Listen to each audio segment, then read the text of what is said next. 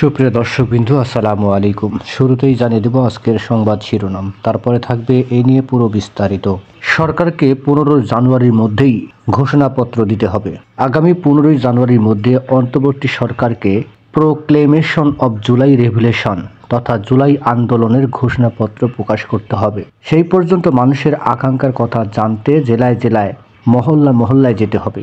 বিকেলে রাজধানীর কেন্দ্রীয় শহীদ মিনার চত্বরে বৈষম্য বিরোধী ছাত্র আন্দোলন ও জাতীয় নাগরিক কমিটি আয়োজিত মার্চ ফর ইউনিটি কর্মসূচিতে জুলাই গণ অভ্যুত্থানে নেতৃত্ব দেওয়া শিক্ষার্থীরা এসব কথা বলেন। বৈষম্য বিরোধী ছাত্র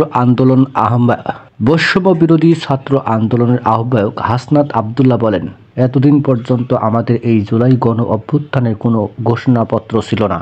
আমরা বলতে চাই 15 জানুয়ারির মধ্যেই জুলাই গণ অভ্যুত্থানের ঘোষণাপত্র জারি করতে হবে।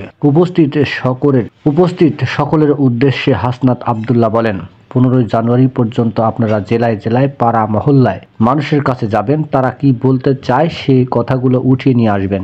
যারা এখনো ষড়যন্ত্র করছেন তাদের বলতে চাই, আপনাদের আম্মু আর দেশে ফিরবে না।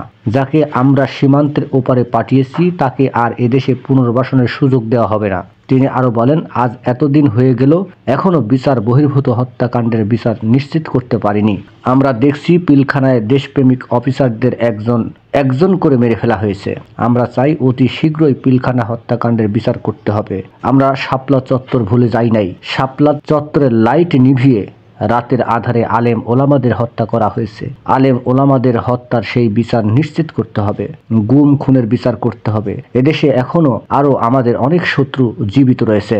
আমাদের একমাত্র শত্রু আওয়ামী লীগ, তাদের বিরুদ্ধে আমাদের সংগ্রাম অব্যাহত থাকবে।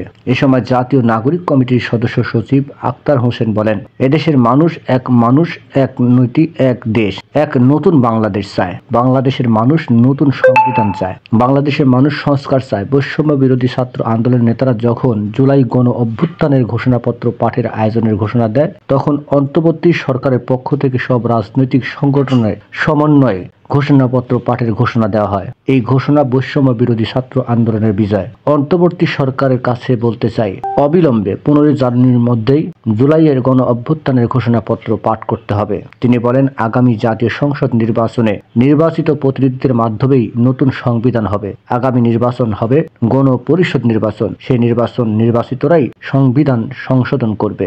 বাংলাদেশের মানুষের অসংখ্য চাওয়া আছে। আগামী নির্বাচনে যারা জয়ী হবেন তাদের সেই চাওয়াগুলো পূরণ করতে হবে। নিউজটি সম্পূর্ণ দেখার জন্য সবাইকে ধন্যবাদ।